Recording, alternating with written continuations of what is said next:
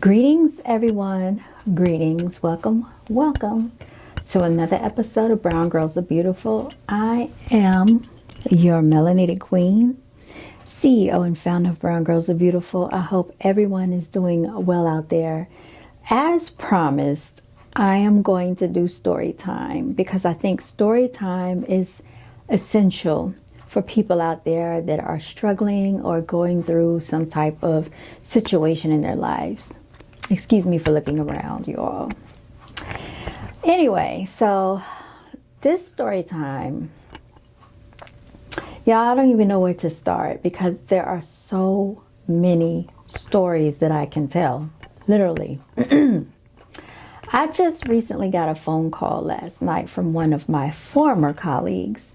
And as you may or may not know, I used to do insurance claims up until as late as earlier this year. Actually, I was dealing with insurance claims, but I wasn't actually settling the claims. I was more on the front end side of it, which I enjoyed that a lot more because it was less stressful.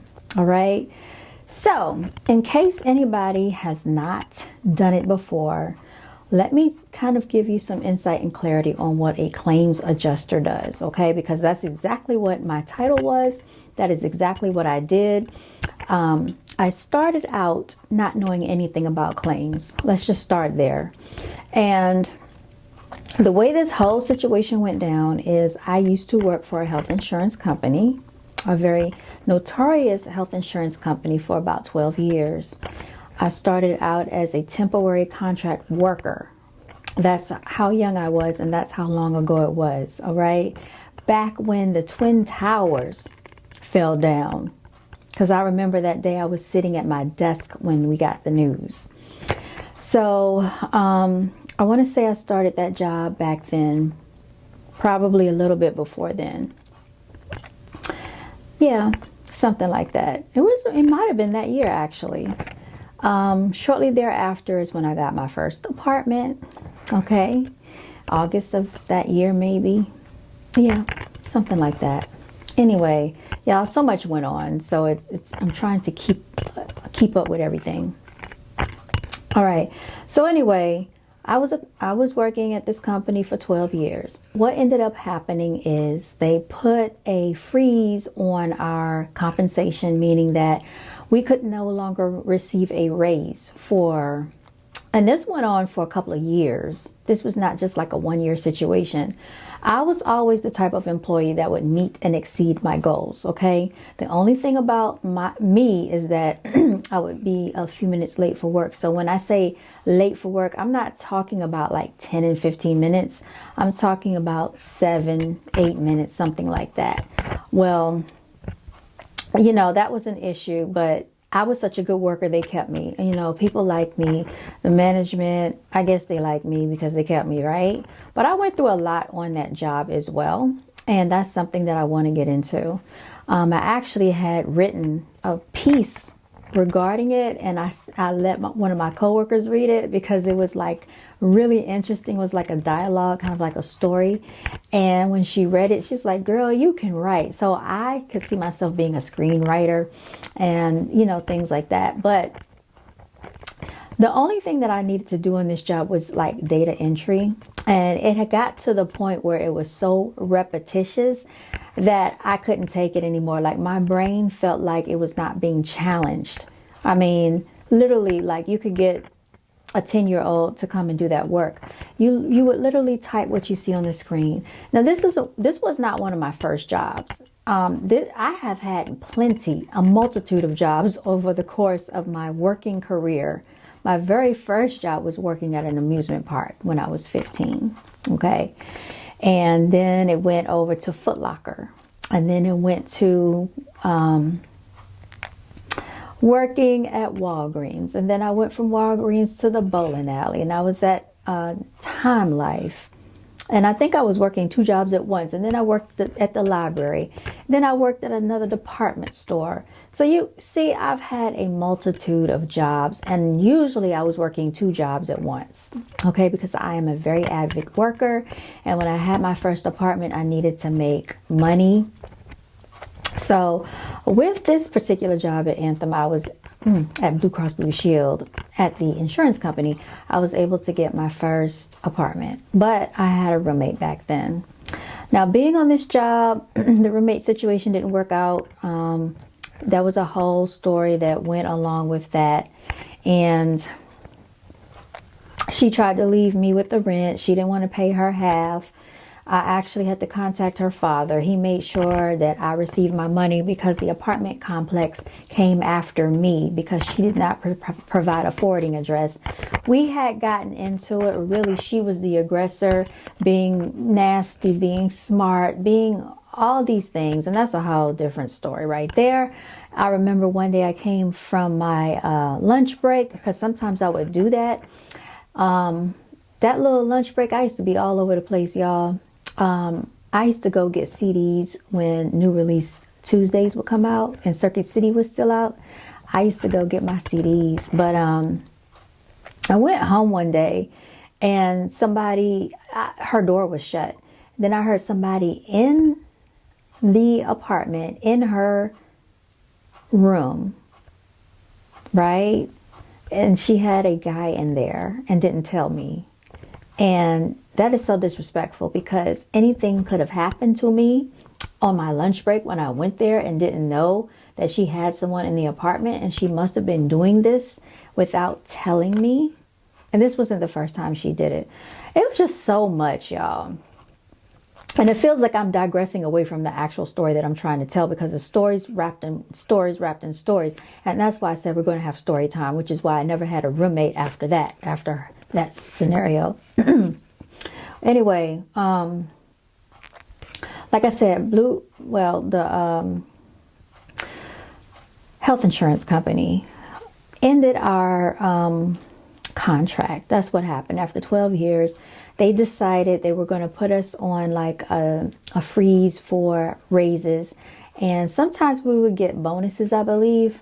It wasn't that much, to be honest, but when I would receive like my evaluation, which comes once a year for most jobs, they give you that whole thing about, oh yeah, you did this outstanding work. However, because there is a budget, we can't give you the merit increase that we want to give you. So this is the merit increase that we're going to give you. So even though I'm doing above average and exceeding the goals, you're going to give me an average raise. And that's what happened.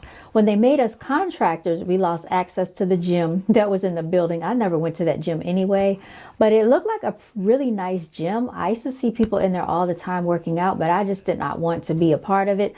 I actually had a gym membership outside of there that I paid for because I didn't want to see people that I worked with, okay, in the gym. Like when I got off from work, I wanted to be off from work. But a lot of people took advantage of the gym that was downstairs, and good for them, but I just didn't want to do it. So we lost access to the gym membership.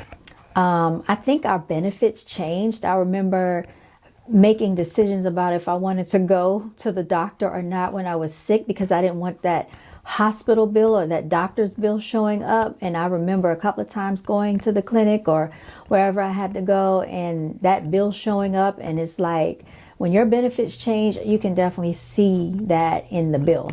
Okay. It's called EOB, explanation of benefits, y'all. How do I know? Because I did these health insurance claims.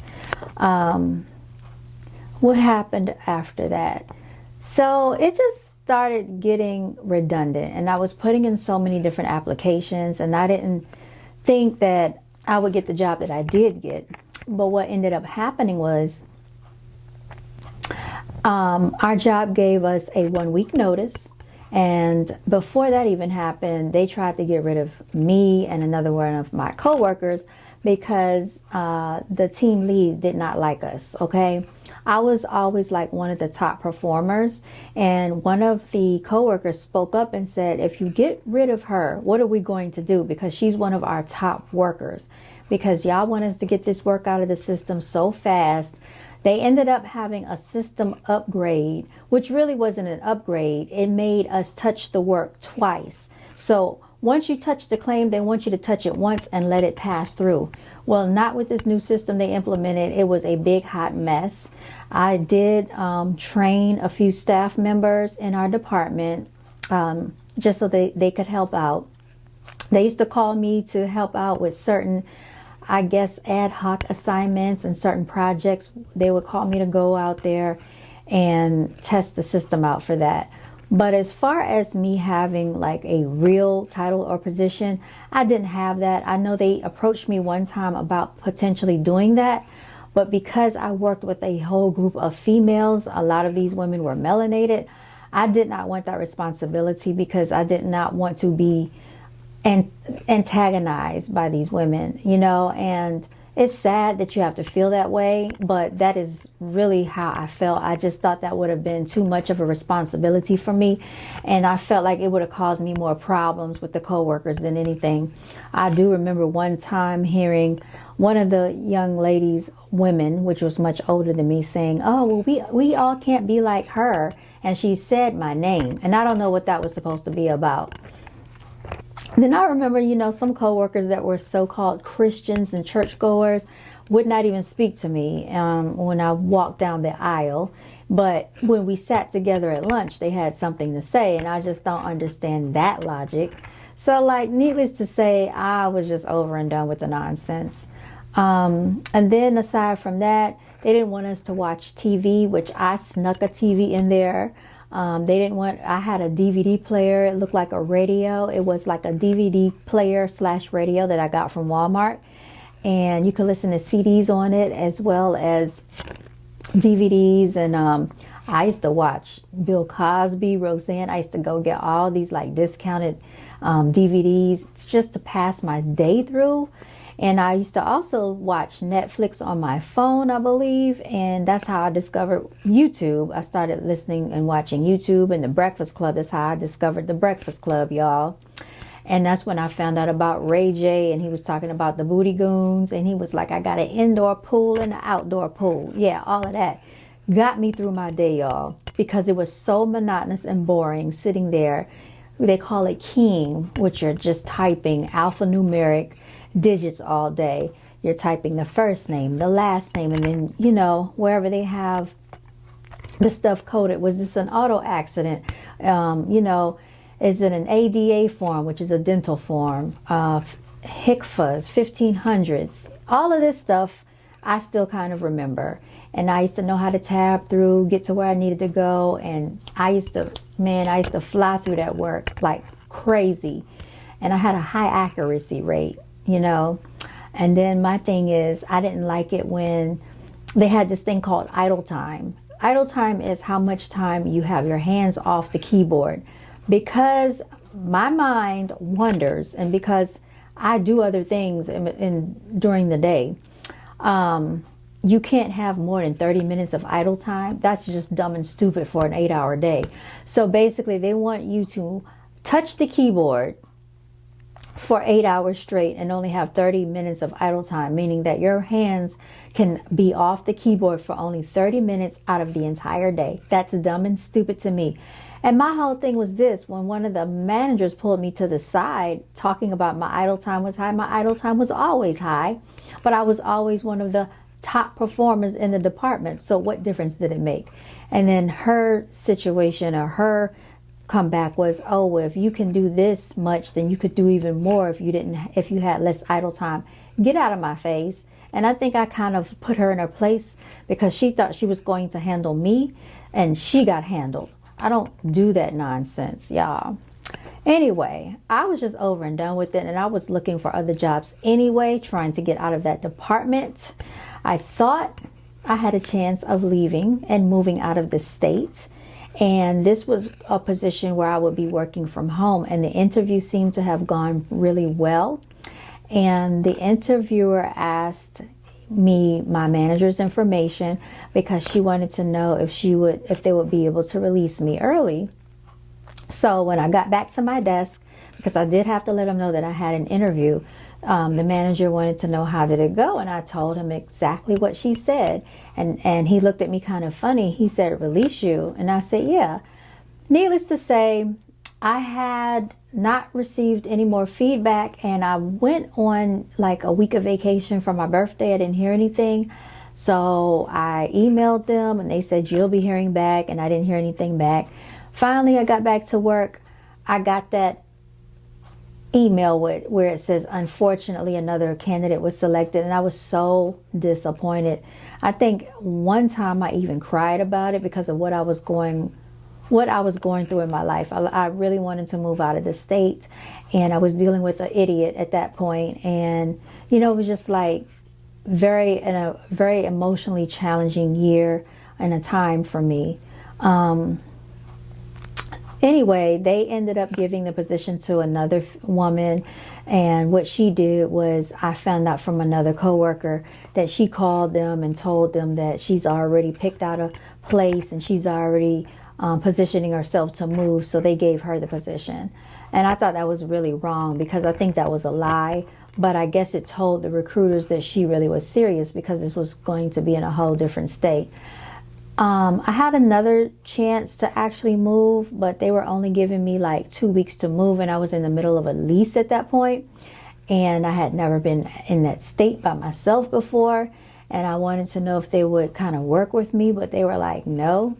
So I wasn't able to take that position. And then I even tried contacting HR to see if I could get a transfer. I never heard back. I was applying like crazy, and nothing was working out, y'all.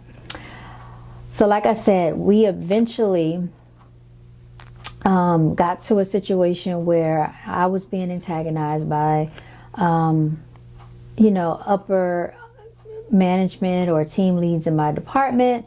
And that's a whole nother scenario that I have to go through with you, because it gets very interesting, you all. I had the whole department basically interviewed, and I had the whole department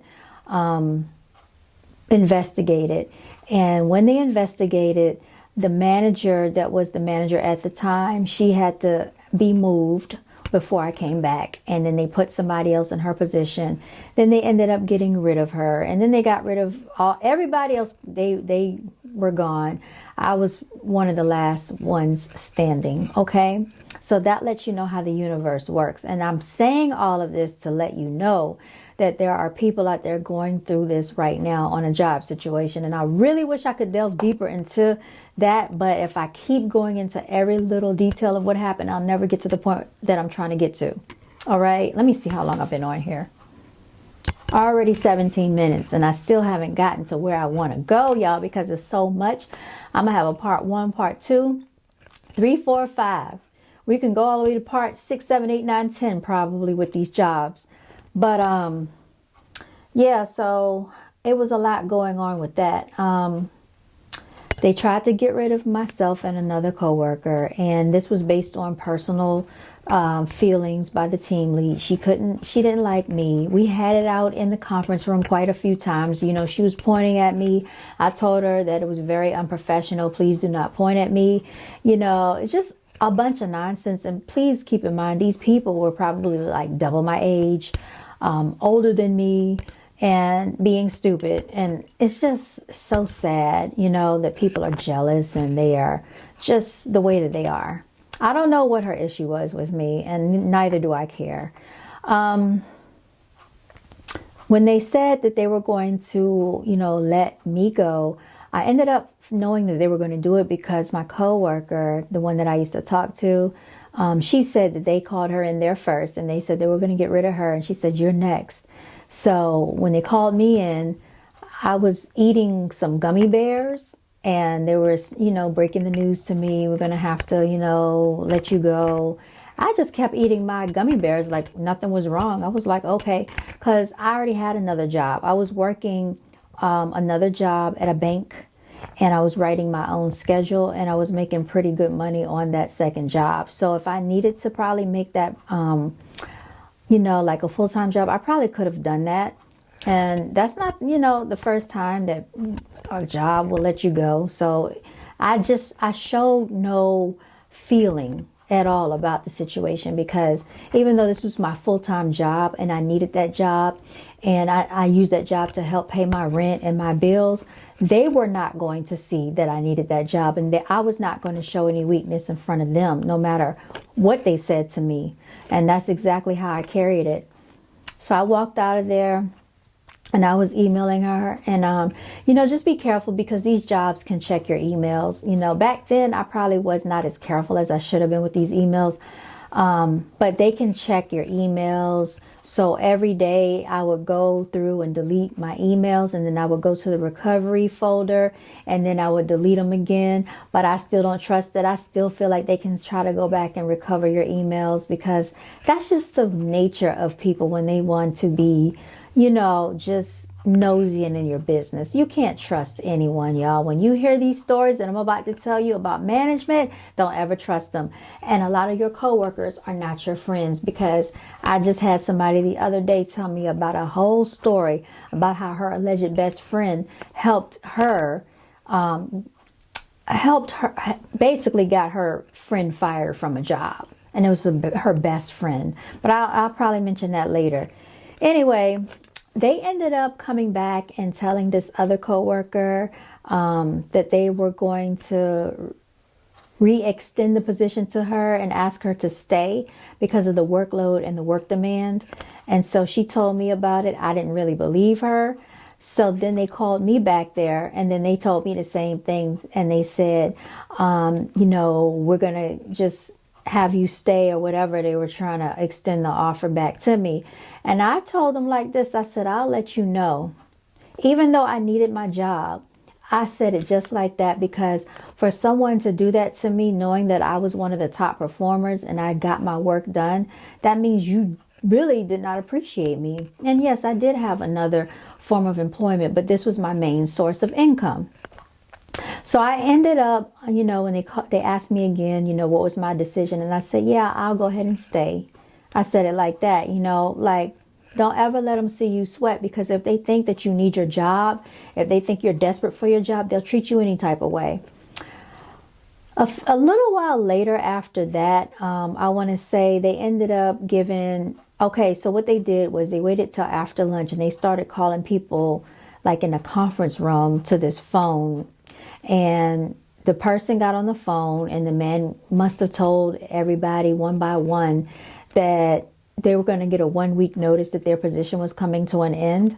And news travels fast through the department, through the cubicles. So I was hearing it, and they were calling us one by one. Then it was my turn to go in there. So I went in the conference room, got on the phone.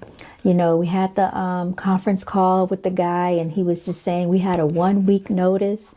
And then I had already been looking for jobs anyway. I was already going on interviews. I was doing what I needed to do. But every interview that I was going to, is like, it just wasn't working out for me. They wanted to put me on the telephone, and I didn't want to be on the telephones. They were just trying to give me positions to be on the telephones, because I feel like once they heard my voice and they heard how I spoke, they liked that, and they wanted to put me in a different department, which is not what I applied for. And then they didn't want to give me the position that I really wanted. They wanted to give me, I remember one interview, I felt like I had connected with the interviewee or the interviewer. We both have been to Germany, both of our, we had military experience and things like that. But all of that bonding, and I didn't get the position, and I applied, and I probably interviewed with them a few times, and I just got tired of it. They wanted to give me a position with messed up hours, working from 2 p.m. to 8 p.m.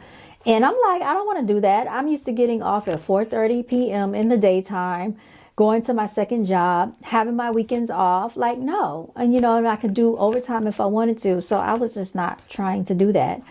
So it was just a whole bunch of that nonsense going on. And then some of the jobs that I know I was qualified for, even when I got to the interview and I felt like it went okay, it still was the same rejection emails. Unfortunately, we selected other candidates, and I don't know what that was about. And I feel like they're just wasting your time, because I'm out there in the heat. I'm driving, trying to find these addresses, and I'm trying to make sure I'm on time, preparing myself, dressing up, doing this, doing that, bringing my resume. And it's like, I'm going through all of this and not getting a job. And I was getting so frustrated. Finally, what ended up happening was, this was the final week Okay, I think this was like the final week that we had, maybe 1 or 2 weeks left to work. And there was a position, and I was just applying for anything at this point. I didn't even care. I remember this job, I just put in my resume and I just went for it. I was like, I probably don't qualify. They're probably not going to hire me. I don't even know what some of this stuff means. Subrogation, I didn't know what that meant. Lo and behold, they end up calling me and emailing me. It was the HR lady. And she said they wanted me to send them a copy of my evaluation from my current job. And guess what? I didn't want to send them the evaluation from my current job because the current manager that I was under, she was an asshole. She was Caucasian and she did not care for me. I remember I wanted to take classes and get reimbursement because our job had tuition reimbursement. But I felt like she was going to be so difficult about it. I just said, F it, I'll pay for it myself. And that's exactly what I did. I ended up graduating and getting my associate's degree while I was there. And I was so dedicated to doing what I wanted to do that I would leave work, take PTO on the days that I needed to go to class, take my PTO and come back and work for the extra 30 minutes that I needed to work. That's how dedicated I was. And one of my managers, his name was Lewis, he recognized that and he said, thank you, because a lot of people wouldn't do that. I was so dedicated. Our schedules were like Monday, Tuesday. I think we used to get off at 5:30, and I think Wednesday and Thursday we get off at like 3:30, and then Friday we would get off at like 4:30. So I would utilize that schedule to my benefit and schedule my classes how I could, and I would take night classes. So I used to really hustle for what I wanted. So anyway, I knew the evaluation was just subpar because of her personal feelings against me. So I ended up finagling my own evaluation and I sent that to her. But before I did that, I was just so irritated because it seemed like they wanted to bring me in for an interview or they wanted to, hear more about my qualifications, but they kept asking for all these different things. And I forgot the first 1 or 2 things that they asked me for, but I sent it to them. Then they started asking me for something else. When they asked me for that evaluation, I went off. I was on my lunch break talking to my mama. I said, you know what? Just F it. It's not going to work out. I'm just over it at this point. But I sat at my desk and I manipulated that evaluation to my benefit and it worked out. And they ended up bringing me in for an interview. Now, let me tell you how the universe works, y'all. Okay, for all of you out there that are going through something, let me tell you how the universe shows out. I only have a few minutes left to try to get through this point and then the camera's going to cut off, but that's okay because I'm going to cut it right back on. And if we have to, we'll have parts all the way up to 10. What ended up happening, you all, is let me get my thoughts together. My apologies. They brought me in for the interview. Okay. And I remember interviewing with this Caucasian guy and this melanated guy. And we had a nice conversation. We didn't even talk really much about the job.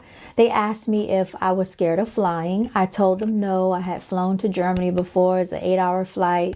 I wasn't fearful of flying because I guess they would need to. You have to take a flight out to another state for training. They sent us to Wisconsin for like 2. They said what it's going to be for 2 weeks, but I only went for a week, and then I went back out there again for a second round of training. But lo and behold, they were asking me about the college that I went to because it was on my resume, and the manager was like, "Yeah, because my son is considering going. How did you like it? How was it?" And they said, these questions right here are just questions that they make us ask in HR, but we're really looking for someone that we feel that we can work with, that's going to be easy to work with. And they said a lot of people come and they job hop, they want to run and go get more money, or they think they can own the company, or, just different scenarios they were telling me. So I just listened. Before I even got out of there, they pulled out one of these drug cups or whatever, and they were like, "Oh, so would you mind taking a drug test?" And I'm like, "No, I can take a drug test." right across the street over there. And they're pointing it out to me, telling me where to go. Before I even made it inside to take the drug test at the place, at the LabCorp place, the HR lady called me again. And she was like, how did the interview go? I said, I think it went well. She said, well, I think it went well too. She said, what is your social? So anyway, the HR lady called before I could even fully get across the street. She was asking me my social security number because I think she wanted to do a background check on me. So at that point, I felt like it was pretty good news, y'all. I go in there, I take my drug test. I never stopped interviewing. I never stopped taking my assessments. So I'm still working at this time, you know, just waiting to hear something back because time is ticking. Like what they ended up doing, they extended our offer for one more week. So they gave us another week of work, another week of pay. And so people were trying to figure out what they're going to do. How is the unemployment going to work? You know, people, you know, trying to figure out their life situations. I think they did give us some type of pension or something like that. I didn't get that much for mine. But I know one of my coworkers, she got like more than I did. I don't even know why mine was so low. I couldn't tell you why till this day. But I got a very low. It was only like a couple $1,000s, like a few $1,000s. It was not that much. So that was that. I think she ended up getting like $7,000 or something. But anyway, lo and behold, I was still interviewing. And so I was at the same location right up the street from where I had my initial interview. And I was taking an assessment for another job. And as I'm taking my assessment, I received a phone call, and it was HR calling me. And I answered my phone, that's right, in the middle of the assessment. And, you know, they asked to speak with me. I said, yes, this is she. They wanted to offer me the position for the job. Do I accept? And they told me the amount. And you know what? It was more money than I thought I would ever receive working and starting off on a job. And I remember specifically the supervisor at that time. She had been in the company for 30 years, never missed a day. She got an award for that. And I guess to her credit, that was something special. She was in there saying how people weren't going to make the money that they making now, and you know, they not, because at that point I was mentally gone, so I didn't care if I did my work or not. Like I was so disgruntled that I was messing claims up on purpose, putting wrong information purposely. I didn't care. I was like, F them claims, F your feelings. You know what I'm saying? Y'all don't give a F about us, F you. So that's what I was doing, and that's exactly what I did. So she was making these little comments about people not going to make the type of money they making here, and they not going to do this and they not going to do that. Oh, yes, they did. I landed a job making way more money than what I was making there starting off, okay? And I had been on that job for 12 years. So that lets you know the low ball situation that was going on. And you know what I want to say is for people not to settle for less, because there were women on that job that had been there for years, and they settled at that job. And one lady was like, oh, thank you, Lord, for another day's work. And I remember when I first came into the department with her, and I was having a conversation, and I made the comment to her about, you know, like, not, you don't have to settle, like, you don't have to settle, or something like that I said to her. But this lets you know the mindset of people, because they get so complacent and content with a job. Anyway, y'all, I know there's so much more opportunity out there, and I just want to say the same for you. Same for you. Long story short, by the time our job ended on that Friday. As a matter of fact, it was a Friday that job ended. I started my next job that following Monday. I had no gaps in employment. That's how the universe works, you all. And I think I told this story before on my channel, but I'm telling it again because I want to reinforce this for anybody that feels like they're struggling, because right now this is a time that this message needs to be heard, because so many people are going through it financially, economically, especially on jobs. So that is that. I didn't even get into the other stuff I wanted to tell y'all about, but maybe I will in a minute. Maybe I'll come back on here, but I got some things I want to check out. Thank you so much for listening. I'm going to end this particular situation and story right here. Thank you so much for listening. Thank you so much for watching. Until next time, you all stay blessed. And remember, continue to walk in your divinity. Celebrate yourself, because if you don't, who else will? Yours truly, CEO and founder, BGAB, all day, every day. Stay winning. Brown girls are beautiful. Hashtag no days off.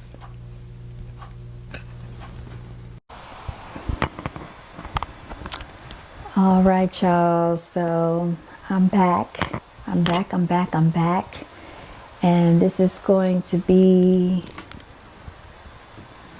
All right, y'all. I'm back.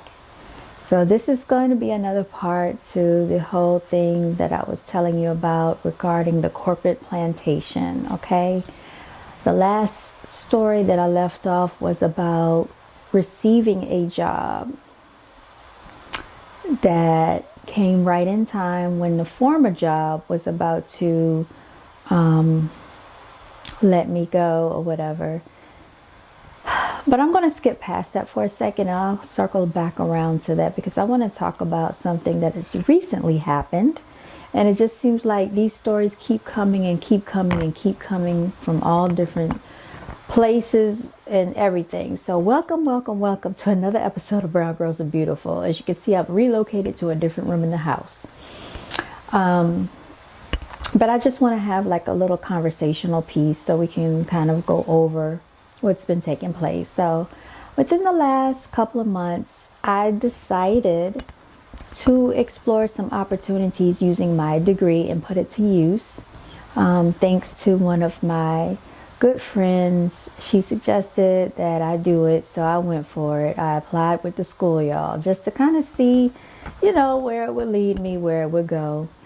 Now, when I first applied, I applied to be a guest teacher or a substitute teacher, just to see how I like it, just in case, I could get my feet wet. I didn't have to be like really dedicated to do anything. I could just, go with what I knew. And then if I didn't like it, I could just get out of it, right?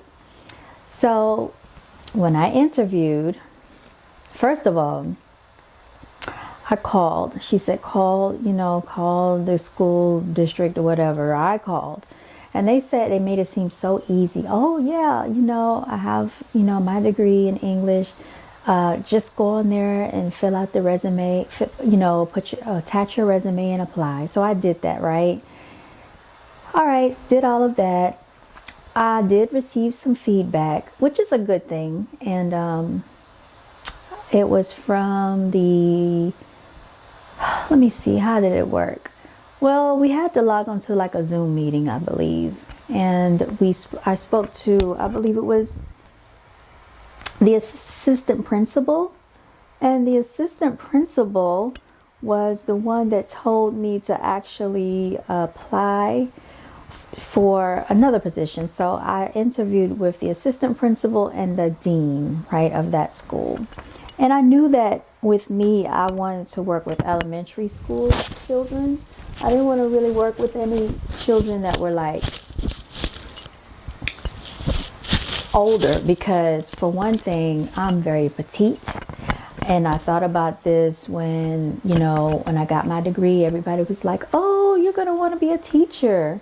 No, not necessarily. Because I have a degree in English doesn't mean I wanted to necessarily be a teacher. Even though my sister pointed out, you get the paid vacation time, the holidays, the weekends, and all of these things and these breaks you get paid for, right? But I always think deeper and more. I'm a forward thinker, and I'm thinking like, I'm looking at the politics of it all. I'm looking at it like, okay, I don't want them taking the joy out of what I like doing, because you're going to either get harassed by the principal, because I had heard of someone going through that. You have to deal with not the teachers, but you have to deal with the parents. There's something else I didn't want to have to deal with. All these things were going through my head, which is why I never went forward with teaching, even though I think I would make an excellent teacher. I'm very good with children. Children love me. And I am really good at explaining things. And even like I've trained people on jobs, and the way that I break things down and explain it, I make it easy to understand. But when you have to make this your actual job, that's when the stress can come, the anxiety comes, and all of the nonsense that you don't need comes into play. So that's why I never went into being a teacher, you all. So I ended up, doing well in the interview. They asked me some things about, my career and my background. And of course, I told them that I did some homeschooling for my nephews when COVID hit. I let them know that, children like me, and they do. And I think they really like my personality. It came across very well in the interview. And I still have like screenshots of this interview saved, because the dean, she was kind of like smiling or smirking, whatever. And then, they asked me about what I do outside of what I would be doing. And of course, they saw that I am also a licensed realtor. And with that being said, I let them know that I would still be partaking and practicing real estate. And because I get to dictate my own schedule, open houses are normally on the weekends. That should not affect anything. And then I have a whole plethora of colleagues that would work with me, and we have like realtors show houses for one another. They pay each other to go show clients houses. I've never done that. I've always been there for all my clients. I am the one to go show the house. Even if it's new construction, I want to be there with the client. The only way they're going to look at a house without me is if they decide to go without me and I don't know about it, okay? But I feel that that's part of taking care of your customer and your client. Speaking on that, I'm going to be doing I'm going to be doing a video about the whole DJ Envy situation and about the flipping NJ scenario. So stay on the lookout for that. But anyway, getting back to what I was saying, as far as this interview, everything went good. So a few days later, I received, I think, a call or an email from the assistant principal saying that they had a position that they wanted to recommend me for. All right. So I wasn't that excited about it, but I went ahead and listened to it. And she said teacher's assistant. So I'm saying, okay, teacher's assistant. That means you help the teacher with instructing the children, right? So she told me which position to apply for, where to find it, what I needed to do. My biggest thing, I'm thinking, what is the compensation? What is the pay? Nobody's telling me this because everyone knows teachers don't get paid that much. And then also, from what I saw what the substitute teachers make, that's hardly any money per day. But it is, it is what it is. So anyway, talk to my mother, talk to my friend. And, everybody's like, you should go for it, that'll be good. So trying to be positive about it, right? Okay. So I go for it. I apply for it or whatever. And basically they sent me an email of intent to hire, basically saying they intend to hire me. I was told that I needed to get a background check. I needed to do fingerprinting, and I needed to I needed 3 letters of recommendation. So I had to have 3 people that they could contact and they could recommend me for the position. So of course, took care of that, no issue, right? Then basically I got a call from HR.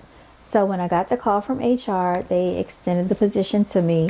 The pay was low. It was insulting, to say the least. And then I'm like asking, well, what are you basing this on? Are you basing this on my background, my, qualifications? Oh, this is based on your experience because I had never like worked in a school before. But that's beside the point. You should see all of the other things I've done. I've been working with attorneys, medical professions, all types of stuff, other insurance carriers, settling bodily injury claims. So you mean to tell me that none of that counts for anything? Oh, I guess it doesn't. All right. So I go ahead and accept the position. But in my mind, I'm like, we'll see how this goes, right? And that's exactly what I was thinking. All right, go through all of that. I ended up having transportation issues in the middle of about to get fingerprinting. Because the place I had to go to was like 30 minutes from where I live.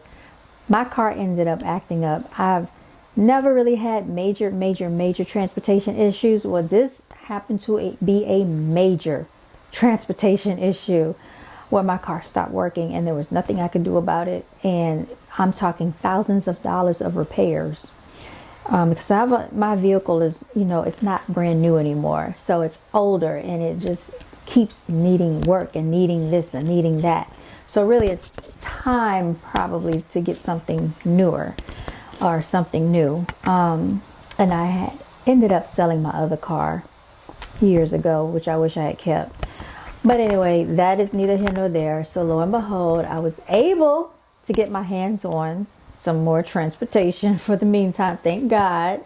God, the universe, the spirits, the angels, and the ancestors, and everybody that's been looking out for me. Thank you. Thank you. Thank you. And the person that has helped me with my transportation, you know who you are. If you ever see this, if you watch it, thank you. But I've been there too for them. Like I extended my other car to them for 6 months straight. Okay. So, what you put out, sometimes it comes back. You just never know. But, so I wasn't able to get my fingerprinting done. I did get everything else done. I did my drug test. I was able to get that done. I did my 3 letters of recommendation. That was done. So they asked me when did I want to start. Now I was supposed to start I picked the day. I picked that Monday that I wanted to start or whatever. So I gave myself a little bit of time. I'm like, by the time this week ends, I can start fresh on a new week. I'll be good. Well, I ended up having to go all the way out of town that weekend and then driving back from out of town. So that Sunday night, I was just getting back into town. And that was like at 8 o'clock at night, basically. And I had to go to work or start this position that Monday morning. And in my head, I'm thinking, oh, we need to push this back another week. I just need a little bit of extra time mentally to get prepared. I've been through so much. I'm devastated about my car. I don't know what I'm going to do. Like, it was so many things going through my head that I had been through emotionally the week prior. And it really messed me up because I wasn't able to get out and make money because my car was down for almost that whole week. So that just messed everything up for me. And you feel so helpless, so stranded. You just feel so, it's a bad feeling not to have transportation, especially when I've been accustomed to driving and having a vehicle ever since I was like 16 turning 17. I've always had vehicles, something reliable to drive, and so I never say that you can't. I feel like this: if you have more than one car, you have 2 cars, don't let anybody make you feel bad about having multiple sources of transportation, because you just never know when one car is going to act up. You can always have another one. And I will never, ever put myself in a situation where I only have one mode of transportation ever again. Always keep the 2 methods of transportation. The reason I sold my other car is because I was going to move out of the state, and I told myself I don't need 2 cars. I was thinking, the universe is going to see how bad do you really want this. I don't know what the logic behind it all. I just should have kept the car, okay? Because it was a Honda Accord. You can't get a better car than a Honda Accord, a Toyota, or a Nissan. Point blank and period. That was one of the best cars I ever had, in my personal opinion. They're fast, they're safe, they're efficient, low maintenance, just everything. But anyway, that is over and done with. And my other car is a European car. So you know that comes with a whole lot of issues, a whole lot of trouble. I remember when people were telling me about getting one of those cars, I scared myself, and I got scared off the car lot. I walked off the car lot. I said, F it, forget it. Y'all talking about a brake job is $800. I just, at that time, I thought it was too much. And then, you know, I've always wanted to get something different. And I had been driving my current car for like years. Like I keep cars for a long time. I don't just switch cars. So like my Honda, I had that for 9 years. This last car, I've had it for a very long time. And, you know, it's been good, but then it's been some ups and downs. And I'm not used to like all of these issues. You know, European cars can be very finicky, and I'm not used to all of that basically. So anyway, start the job. And that Monday morning on my way, I'm still thinking in the back of my head, like, I don't know if I want to go in today. Like I wasn't feeling it. So I called the principal's office. No, I called the HR girl, the HR lady.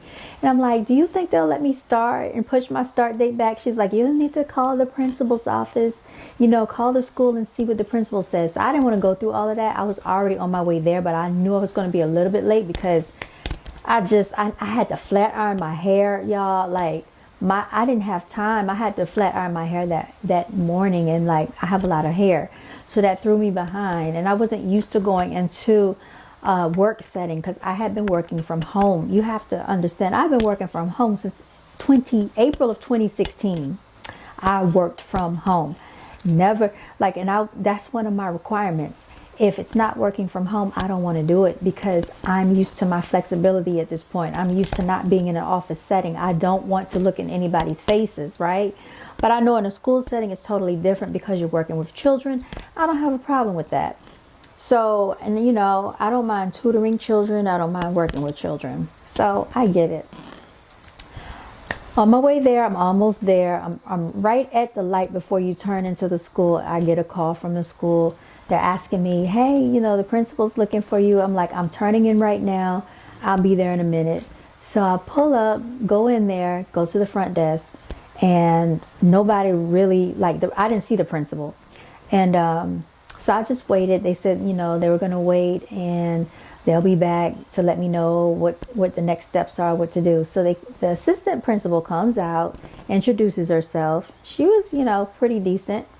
And she takes me down the hall and she introduces me to some of the teachers, you know, on like the first grade hall. Then we go down the second grade hall. So she told me what I would be doing is basically shadowing one of the teachers in second grade. Now, you all, I am so used to the corporate arena that I came dressed professionally. I had a shoulder bag with my laptop in the shoulder bag. It's like a laptop bag. I had everything, you know, like if I need to take notes, I got an ink pen, a tablet. I didn't know what to expect. I'm just, you know. So I get in the classroom and, you know, I see all these children in there. And so, you know, the teacher was like, you know, here's an empty desk.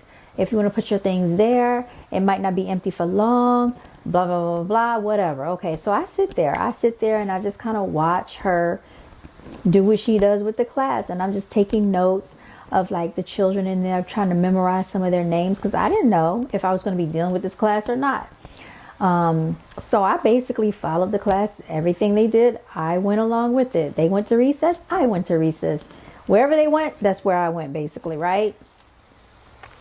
So the next day comes and I needed to get work done to the vehicle that I was driving. So I let the principal know that I had to leave early, but I let her know also that I hadn't got my fingerprinting done yet, even though I had already started. So I had to get my fingerprinting done the next day. So after fingerprinting, then I had to go and get the vehicle worked on or whatever. So I let her know that. It was a surprise at the fingerprinting place. I didn't know I had to pay out of pocket. And matter of fact, it was just like so discombobulated because they threw me behind for my car appointment. Why is that? Nobody told me that they go on break at the same time that I made my appointment. So I had to wait a whole nother hour. I had to leave and come back. All right. That was irritating because I already had my day lined up according to when I would be done with fingerprinting and when I would get my car service, the vehicle service that I had. So then I had to get in, come back an hour later, get in line, do everything I needed to do, fill out some documents, whatever, blah, blah, blah. Then I get there for the fingerprinting part. I think I had to have my passport or some form of ID. Did that. But then they're like, oh, whatever, I had to pay some type of fee. And I didn't even bring my wallet inside because I didn't think it was necessary. So I was getting irritated. I'm like, do I have to stand back in this line again? You know, but luckily the guy was patient with me and he was like, you know, you can go to the car. And he was like, you know, we get this issue a lot with new applicants. Do you know who you were working with? Because we want to be able to alleviate the problem. I didn't want to throw the HR girl under the bus, so I didn't want to tell her name. But apparently they have this issue a lot with people being unprepared and being caught off guard when they go in for fingerprinting. So this is red flag number one. Red flag number one, because there was another person there and she had already worked with the school system, and she was saying how a lot of times people quit before they really get to start. They quit during orientation. She was like, they don't stay, they leave. This was, you know, not her first time coming and applying and doing all of this. So that already let me know a little bit about what I needed to know. So get all that done, because I'm going to be honest, the first day that I was there, the first week I was there, I was contemplating about walking out then. But I stayed. Second day I go to the front office again. So I don't know what to do because nobody told me anything. So I go to the front office and, you know, I'm just there asking, you know, what do I do? So they're like, oh, you know, they'll be out, they'll let you know, da da da.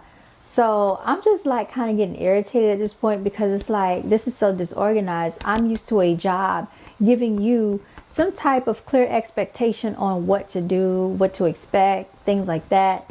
They had me to sit at a desk and look at some notebook, and the notebook talked about like different stuff, like as far as, I don't know, just a whole bunch of stuff that you needed to know for the job. So I'm wondering, can I have the notebook? And she's like, no, you can take pictures of it. I was like, what kind of messed up bootleg mess is this? So I didn't have a login. I didn't know my username, password, email address, none of this. Nobody told me any of this stuff. I didn't know I was supposed to have an employee code. I didn't know I was going to be clocking in and clocking out. Nobody told me this. 3 days had passed. Didn't know any of it, right? Finally, somebody said something to me about a laptop. So they said, oh, but you don't get a laptop. So I'm like, oh, well, maybe I don't get a laptop. And then another teacher tells me, you do get a laptop. You see this laptop right here came in for you. They don't know what they're talking about at the front office. Then I'm being told that you don't get paid for like teacher work days, holidays. And I'm like, you don't? Then I'm being told you do. And it depends on your contract length. So I'm just, at this point, I'm confused. Didn't know anything. Just don't know anything at all. And, you know, I was like, well, you know, let me just check with HR. And HR is like, oh, you need to check with, you know, your school. And it was, all of that was going on. I ended up kind of getting frustrated. So let me tell you this.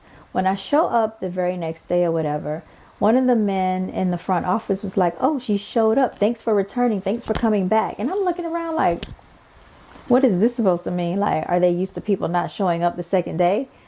And I didn't know it, but the teacher, it was another teacher's assistant that started like right behind me. She said they told her the same thing in the office. They were like, oh, thanks for coming back. And she was looking around like, well, what does that mean? I'm going to tell you, y'all. Stuff starts revealing itself very fast, very swiftly. So that week, I went through that same thing about not knowing anything, not knowing what to do. Then all of a sudden, I was told that I had an employee ID, that I needed to be clocking in. Didn't know how to clock in, didn't have any information. So the lady gave me my information on how to clock in, showed me how to do it. You have to put your finger on this scanner and it has to read your finger. It's it's just stupid. Like, and it's nasty because everybody's putting their finger on the same thing. And I'm like, oh, that's just germs.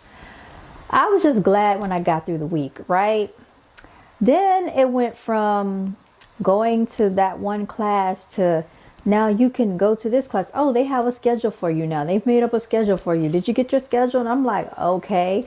So I'm going in these classrooms not knowing what to do. I'm just like, okay, I'm here. You know, I don't want to interrupt the class. I don't want to feel like I'm disrupting the class. So what am I really supposed to be doing? Nobody told me anything. So I go in the classroom and I'm there.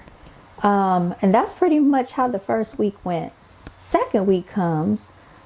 Actually, I don't even know if I got, oh yeah. Second week comes, it's the same thing. It's just chaos and confusion and I'm just there. By that Thursday, that evening, I came back to the house and I was, on the sofa and I was feeling kind of weak.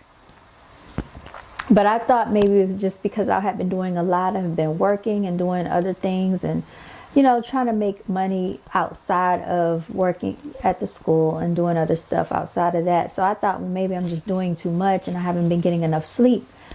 Well, no, it wasn't just that. That particular Thursday, it was kind of warm outside and I actually was overdressed. And I remember because I was outside during recess and I was on my phone. I was trying to take care of some very important business. And Friday when I woke up, I knew I was just out of it, not feeling well, running a fever. The symptoms had just befallen upon me, y'all. It was just, I wasn't feeling good at all. I was having chills and sweating at the same time. I was weak. I didn't really want to eat. I was having body aches, and I really don't receive body aches. I really don't get those. I hadn't been sick in 2 years because I keep my immune system pretty well intact. I take pretty good care of myself. I really hardly don't get sick anymore because I had cut meat out of my diet. I think that has something to do with it as well. And I already knew it's because those nasty germ incubators called children, sneezing, runny noses, coughing, not covering their mouth, not washing their hands. It was just nastiness. And I'm just like, this is devastating. And on top of it, the teacher's assistant that started right along with me, before I got sick, I saw her and I looked at her and said, you look like you don't feel well. And she was like, yeah, I took some, I don't know. She said she took some NyQuil or Theraflu. She was taking medication, but she was out for like a day and then she came back and she still looked weak, like she was sick. I was like, oh God, I'm like, you need to get some rest, take care of yourself. Lo and behold, if it didn't happen to me, I was next, right? It seems like everybody that walks through that school gets sick. And that's just nastiness. There's no Lysol spray. There are no Lysol wipes. It's just a germ incubation situation, y'all. So I was already irritated with that. So I'm thinking Friday, Saturday, Sunday, by Monday, I'm going to be back up and running, right? Wrong. That whole weekend I was down. Monday came, I couldn't move. I had to call and let them know that I was not feeling well. I would not be in. That Friday I had to call them and let them know the same thing.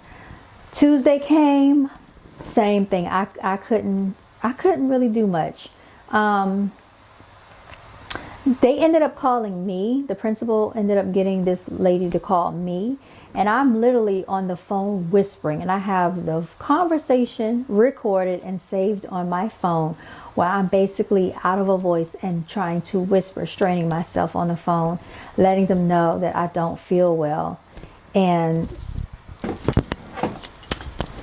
I should pull it up. And maybe I could bring this up on a live stream one day. But it's so many recordings that I have. Let me see.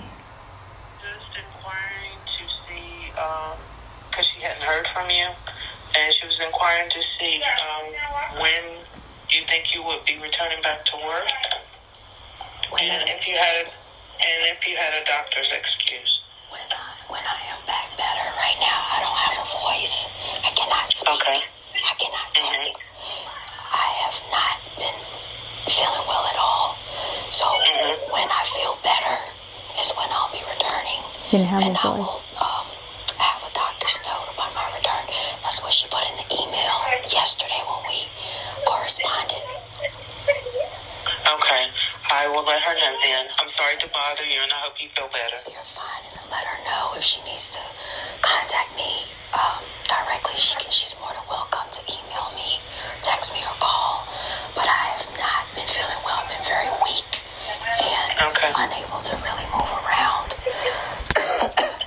So, All right, this video is about to cut off, but there's so much more to this story because this is where it gets tricky. Okay, so stay tuned.